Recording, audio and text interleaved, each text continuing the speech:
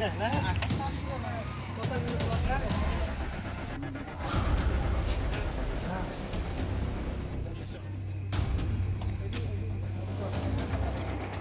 মানে পরোক্ষে ভোট দিছে, ভোট দিছে, একজন ভোট দিয়ে ফির ভোট দিছে।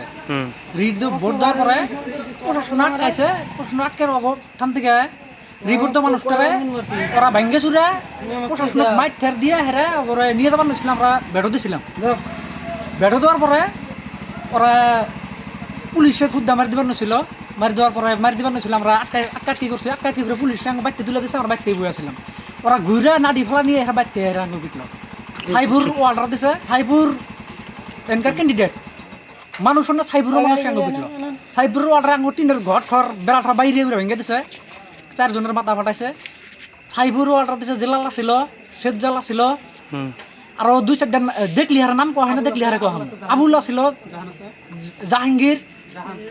জাহাঙ্গীরও ছিল, যে কি জাহাঙ্গীর দেখে ওটি দেখলি হারে কোয়া আমু, জাহান মাস্টার, সাবধান বা 2-4টা এরকম আছিল, হয়তো দেখলি হারে সব আরও আছিল।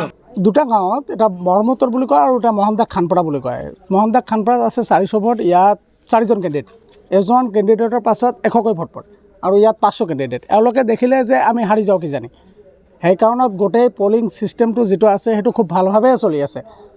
এওঁলোকে কি কৰিলে যে দেখে যে আমি হাৰি গৈ আছোঁ, তেওঁলোকে গাঁৱৰ কিছুমান মানুহে, সকলোৱে নহয়, উদ্ভণ্ড কিছুমান মানুহ আছে, তেওঁলোকে মানে কিবা চোকা বস্তু ইউজ কৰিছে, মানে ব্যৱহাৰ কৰিছে। আৰু আমাৰ 4জন এতিয়া হস্পিটেলত।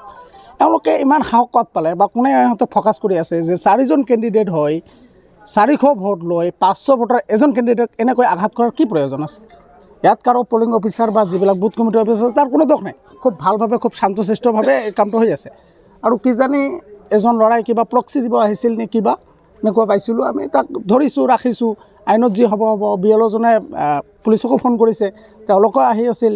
তাৰ মাজতে এনেকুৱা পৰিস্থিতি কৰা মানে কি কাৰণ আৰু কোনে ফ'কাছ কৰি আছে, এইটো আমি মাননীয় মুখ্যমন্ত্ৰীক আৰু আইনৰ ওচৰত বিনম্ৰ অনুৰোধ, যাতে ইয়াক মানে এই যিবিলাক দুষ্কৃতিকাৰী আছে তেওঁলোকক কঠোৰ শাস্তি দিয়ে। আৰক্ষী প্ৰশাসন মানে ইয়াত ৰাস্তা যিটো আছে, ৰাস্তাটো অলপ বেয়া। আৰক্ষী প্ৰশাসন আহিছিল, ইহঁতৰ যিজন BLO আছিল তাৰ দোষ নাই, তেওঁ কল কৰিছে। BLO হিচাপত তেওঁৰ যিখিনি দায়িত্ব যথেষ্ট কৰিছে, তেওঁ কল কৰিছে, কিন্তু আৰক্ষী আহোঁতে লেট হৈছে। আৰু চেণ্টাৰত আৰক্ষী আছিল, ইমান সৰু মানে উদ্ভণ্ডলী মানুহৰ কাৰণে আৰক্ষী থাব নাই। আৰক্ষী কিছুমান দুখ পাইছে। আৰু ইয়াত সেই গাঁৱৰ মানুহৰ কিবা দুটা গাঁৱৰ মানুহে একেলগ হৈছে, মানে এই দুষ্কৃতিকাৰী সেই গাঁৱতো আছে, এই গাঁৱতো আছে। দুষ্কৃতিকাৰীবিলাকে মানে এনে উদ্ভণ্ডলী কৰিছে, সকলোৱে কৰা নাই।